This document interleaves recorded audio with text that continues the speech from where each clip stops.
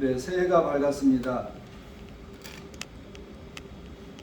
새해가 되면 마음도 새롭게 그리고 또 계획도 새로운 계획들을 세우며 살아갑니다. 그래서 올 연말에는 여러분들이 세운 그 계획대로 잘 진행이 되어서 좋은 열매를 맺게 되기를 바랍니다. 어떤 계획을 여러분 세우셨습니까?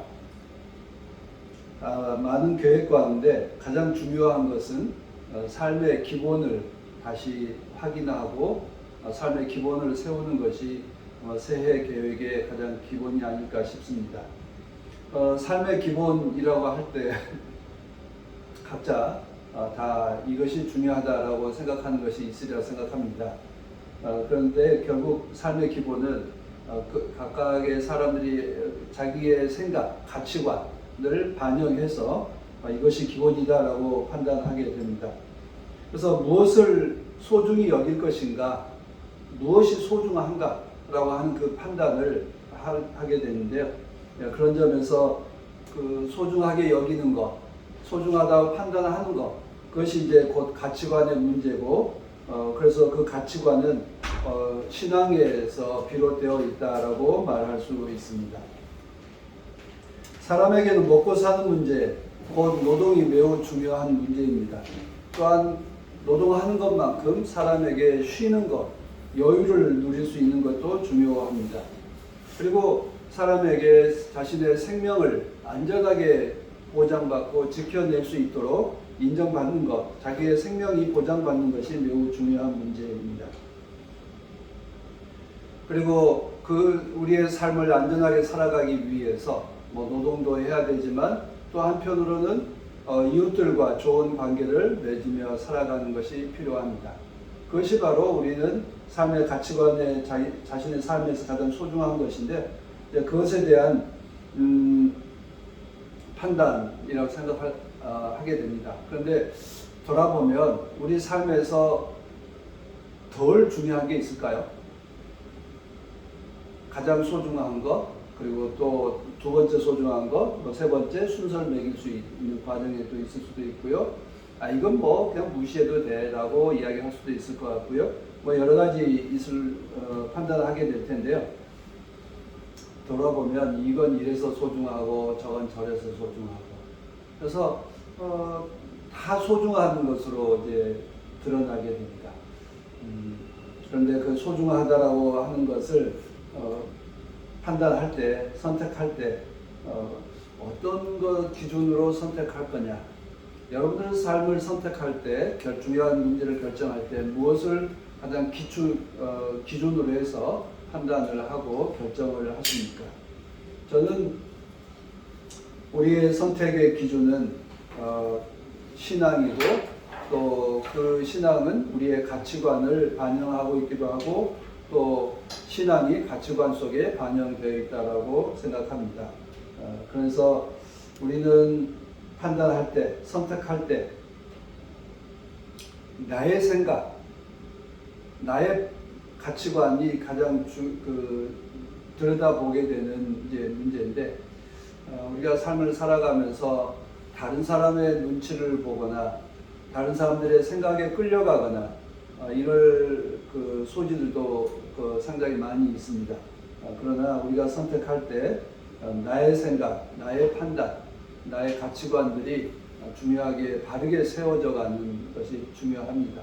그래서 새해에 여러 가지 계획을 세우실 때에 아마 여러분들도 다 나름대로의 어떤 삶의 판단과 가치관을 갖고 결정하셨으리라 생각합니다. 그래서 그 선택 안에 신앙이 바르게 자리매김되고 신앙의 가치관에 따라서 그리스도의 그 가르침에 따라서 우리가 생각하고 판단하고 또 실천에 옮겨 나가는 것들이 필요합니다.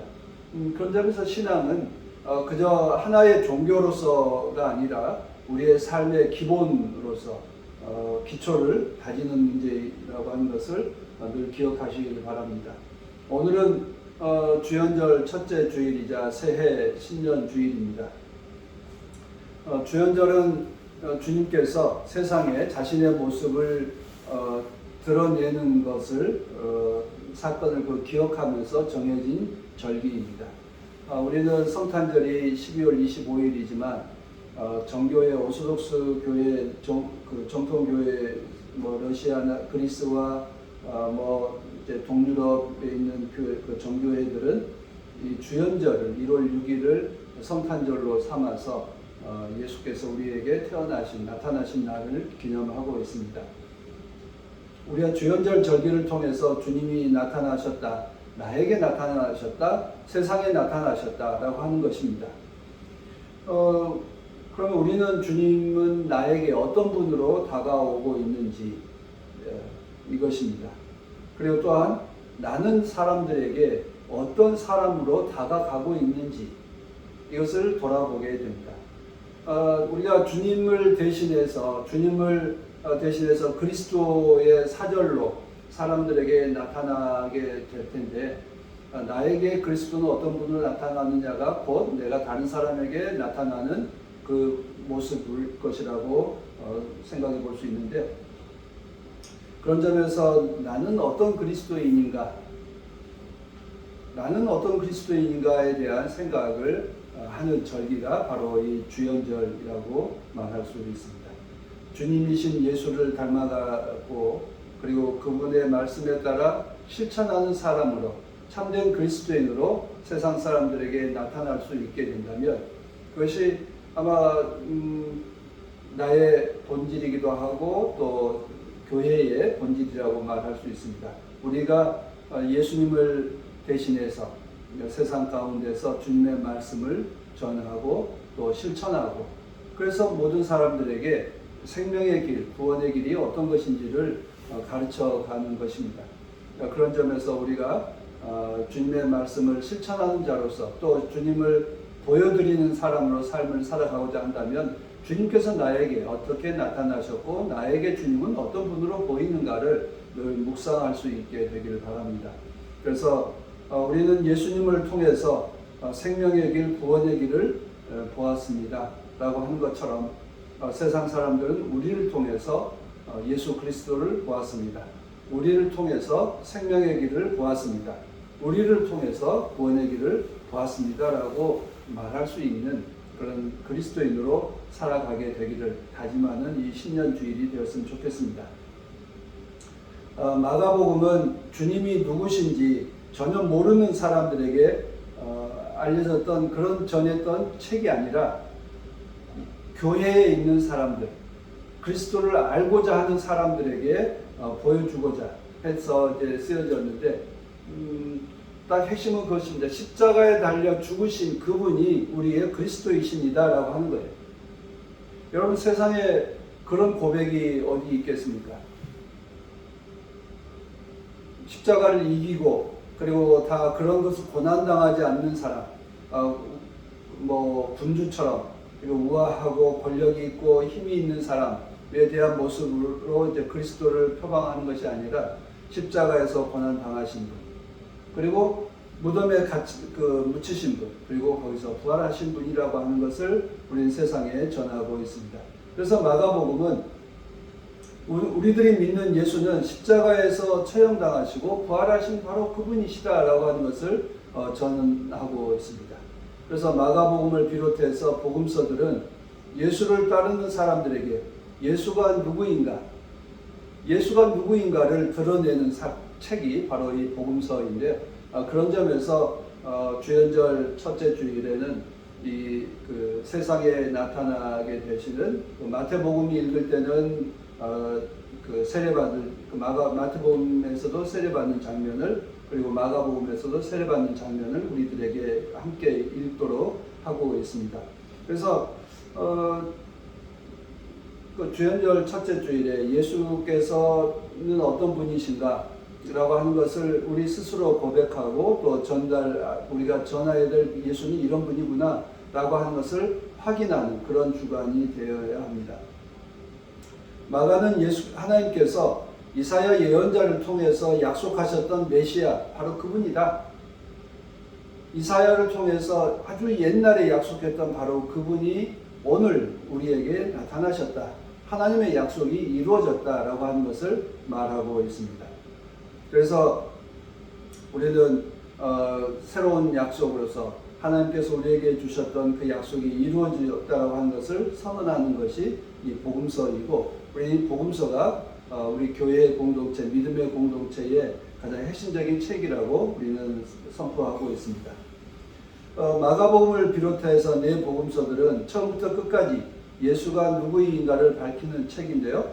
복음서 기록자들만 아니라 베드로나 바울도, 그리고 수많은 그 제자들과 순교자들도 예수가 그리스도이심을, 예수가 누구인가에 대해서 밝히는 삶을 살았습니다. 그래서 예수가 그리스도이시다라고 하는 것을 이제 깨닫고 그분의 그 가르침을 전달하고 있는데요. 우리 교회들은 주님의 제자들의 그 본을 받아서 우리도 수많은 교우들에게, 그리고 또 세상 사람들에게 예수가 누구인가를 전하는 것을 가장 핵심적인 과제로 삼고 있습니다. 그런데 이제 교회의 역사가 이제 그런데요. 나 혼자 잘 믿으면 되겠지라고 생각을 하는 개인적인 수행의 종교가 기독교는 수행의 종교가 아니라 그런 점에서 실천하는 종교, 세상 사람들에게 사랑이 무엇인지를, 생명의 길이 무엇인지를 몸으로 보여주는 종교라고 말할 수 있습니다. 그래서 우리가 언제나 주의 말씀을 듣고 그리고 행하는 것에 대한 것을 늘 강조하고 있습니다. 우리가 예수가 그리스도이시다라고 하는 이 그 고백, 예수 그리스도라고 하는 그 고백은 예수가 그리스도이십니다라고 하는 한 문장을 줄여서 예수 그리스도라고 하는 것으로 우리 계속 반복해서 전하고 있습니다. 그런데 생각해 보면 그분이 그리스도가 아니라고 한다면 여러분들 삶에는 어떤 변화가 있을 수 있을까요? 예수가 메시아이시다, 그리스도이시다라고 하는 그 고백에 대해서 꼭 그 문장, 교리화된 문장을 내가 동의하지 않는다고 한다면 여러분들의 삶에서 어떤 문제가 생기겠습니까? 뭐 잘못된 수 있을까요? 베드로나 바울이나 수많은 사도들과 순교자들이 그들은 예수가 그리스도이시다라고 하는 것을 증언하기 위해서 자기들의 목숨을 걸었습니다. 이유는 하나입니다.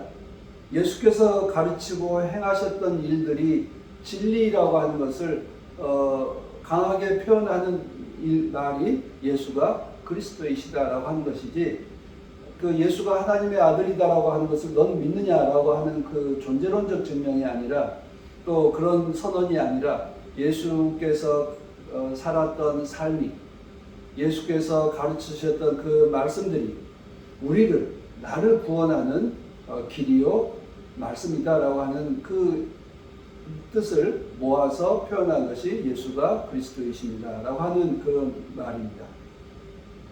그래서 예수가 그리스도냐 아니냐에 대한 문제라기, 그 존재론적으로 입증해야 될 문제가 아니라, 다시 말하면 예수가 그리스도이심을 내가 실천으로 입증하는 것이 문제입니다. 그래서 내가 예수가 그리스도이시다, 나는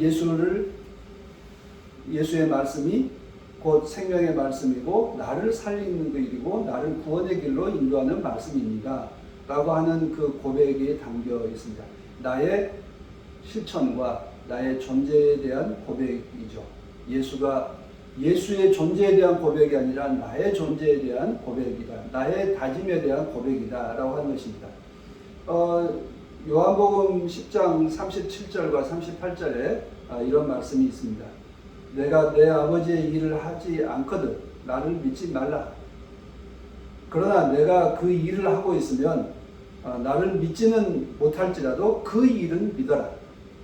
그리하면 너희는 아버지께서 내 안에 계시고 또 내가 아버지 안에 있다는 것을 깨달아 알게 될 것이다.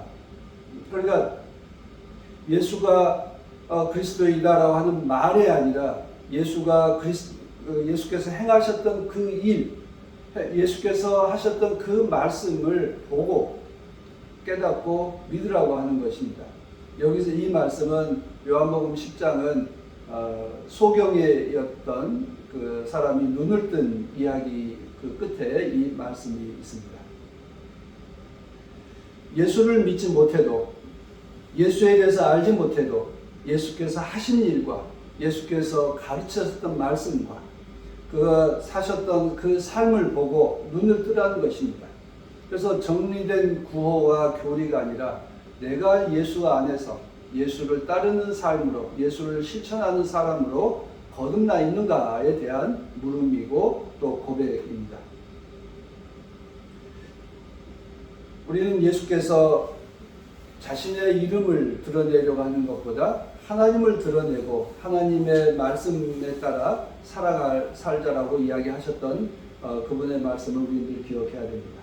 오늘 읽어드린 그 마가복음 1장 10절에 보면 예수께서 요한의 세례를 받고 올라오실 때에 하늘이 갈라지면서 거룩한 영이 자기에게 내려오는 것을 보았습니다.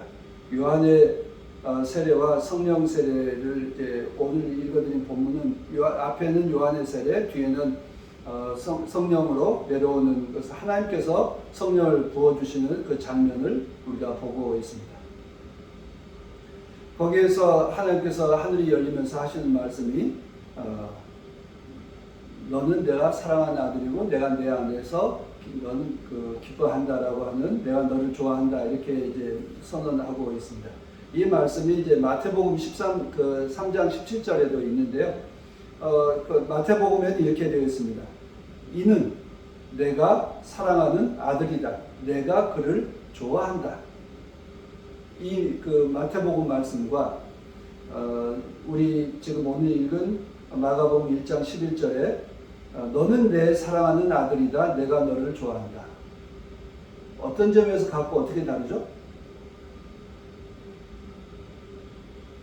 하나님이 사랑하고 아들이다라고 하는 사랑하는 아들이다. 하나님이 좋아한다라고 하는 건 똑같은데 청중이 누구예요? 듣는 사람. 마태복음은 이 사람은 내가 사랑하는 아들이고 내가 그를 좋아한다 이렇게 되어 있고요. 마가복음은 너는 내 사랑하는 아들이고 내가 너를 좋아한다 되어 있습니다. 그러면 마태복음은 듣는 사람이 누구예요? 옆에 있는 사람들이죠. 옆에 있는 사람들이고 마가복음은 예수께서 직접 들었다라고 하는 말씀입니다. 특별히 이제 하나님께서 이제 11절을 이렇게 조금 사역을 하면 너야말로 사랑하는 나의 아들이다. 나는 내 안에서 기뻐한다.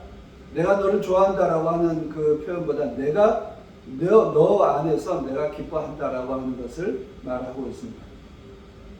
하나님께서 예수를 좋아한다는 것, 하나님께서 예수 안에서 기뻐한다라고 하는 이 말씀은 하나님께서 예수를 왜 사랑하는지, 왜 기뻐하는지 그것에 대해서 설명은 없어요. 그냥 사랑하고 좋아한다, 기뻐한다라고 하는 말씀만 되어 있습니다. 여러분 한번 상상해 보세요. 왜 이 말씀을 여기서 하셨을까요? 그리고 마태복음 이제 그 마태복음 설교할 때 다시 할 수 있겠습니다만 마가복음에 있어서는 예수께서 하나님의 음성을 듣는 것으로 되어 있습니다. 다른 사람을 들었는지 안 들었는지는 알 수 없어요.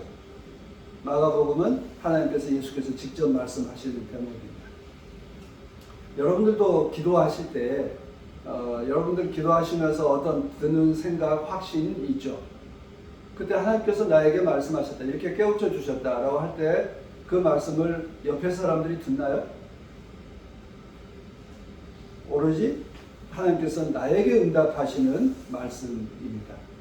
그런 점에서 예수께서 성령을 받고 들으셨다라고 하는 건 그분의 깨달음이고 그분의 깨달음과 또 그리고 자임하는 것 이런 것이 반영이 되어 있다 할 수 있습니다.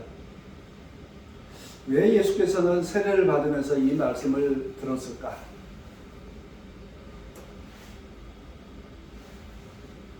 우리가 세례를 받았다라고 하는 것이 마가복음에서는 예수님께서 세상에 나타나신 첫 번째 모습입니다. 즉 마가복음에는 성탄의 이야기가 없이 예수께서 갑자기 그 갈릴리에서 나사렛에서 요단강가에 와가지고 이제 내가 어떤 사람이다라고 하는 걸 세상에 드러내는 첫 번째 사건입니다. 그런 점에서 주연절로 딱 나타나는 대목인데 예수께서 세상에 스스로를 드러내시는 날이고 그리고 또 하나는 예수께서 자신의 삶은 이제부터는 지금까지는 나사렛에서 은둔자로서 이름도 없는 사람으로 살았다 한다면 이제는 세상에 자신을 드러내는 삶을 살겠다. 그래서 하나의 삶의 터닝포인트라고 할 수 있습니다. 그런 점에서 삶을 새롭게 살기로 결단하고 다짐하는 바로 그때에 하나님께서 들려주신 그 말씀을 들었고 깨달았다는 것입니다. 그래서 자신의 삶의 이제 주인으로서 그리고 방향에 대해서 선포하는 그런 표현이 너는 내 사랑하는 아들이고 내가 너를 좋아한다 라고 하는 대목입니다. 그래서 이후에 예수님께서는 정말 하나님의 아들로서 하나님의 진리 말씀을 선포하는 사람으로 또 하나님의 말씀을 실천하는 사람으로 살았다라고 하는 것을 말하고 있습니다.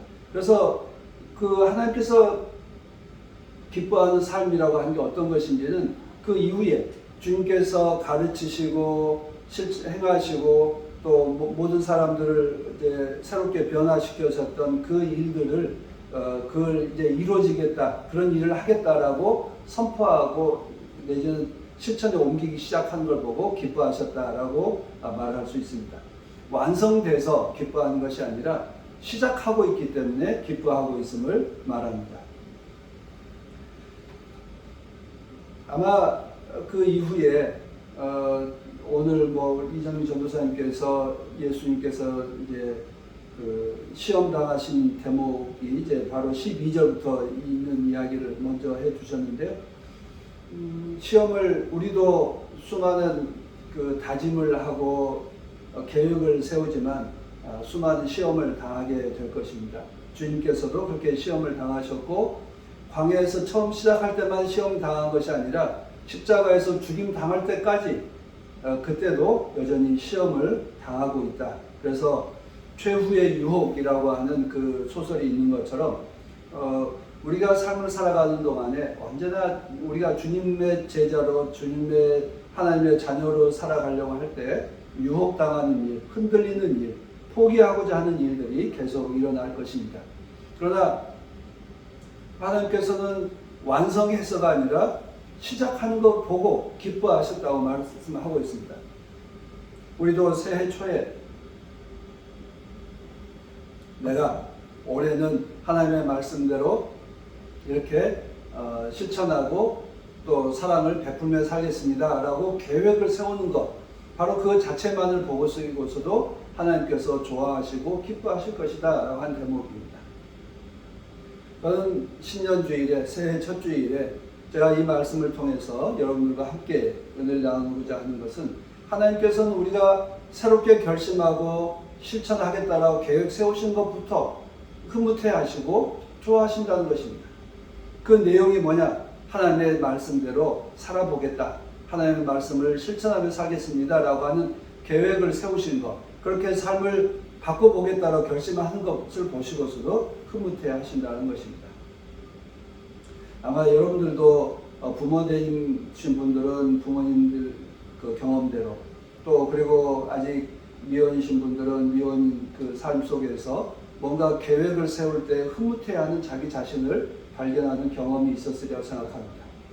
그때마다 하나님께서도 우리가 이렇게 계획을 세울 때 하나님께서 기뻐하시겠지. 또 이런 일을 다짐하는 것 자체만을 보고 쓰고도 흐뭇해 하시겠지. 우리가 비록 능력이 부족하고 또 끈기가 부족해서 완성하지 못한다 할지라도 늘 계획을 세우고 실천하려고 하는 그 마음가짐, 또 실천하려 시도하는 것 자체만으로도 흐뭇해 하실 것이라고 하는 것을 말씀드리고 싶습니다. 그래서 새해 첫 주일에 우리는 정말 예수를 따르는 자로서 하나님을 나의 그 인도자, 창조주이시요 나의 인도자이시며 내 삶의 종착역이다라고 하는 것을 믿는다면 하나님께 기쁨을 드리는 올해의 계획은 무엇일까? 올해는 무엇을 계획해서 무슨 일을 통해서 하나님께 기쁨을 드릴 수 있을까? 내가 무슨 일을 할 때 하나님께서 흐뭇해 하실까? 한번 상상해 보면서 살아갔으면 좋겠습니다. 그리고 이 말씀을 기억하면서 올 한 해 중간중간에 하나님께서 하나님께 기쁨을 드리는 계획으로 내가 세웠던 이 일들이 잘 이루어지고 있는지 돌아보고 반성하고 또 그리고 새로운 다짐하는 그런 데였으면 좋겠습니다. 우리는 뭐 예수를 믿는다고 하면서도 예수를 다 알지 못하는 것이 많습니다.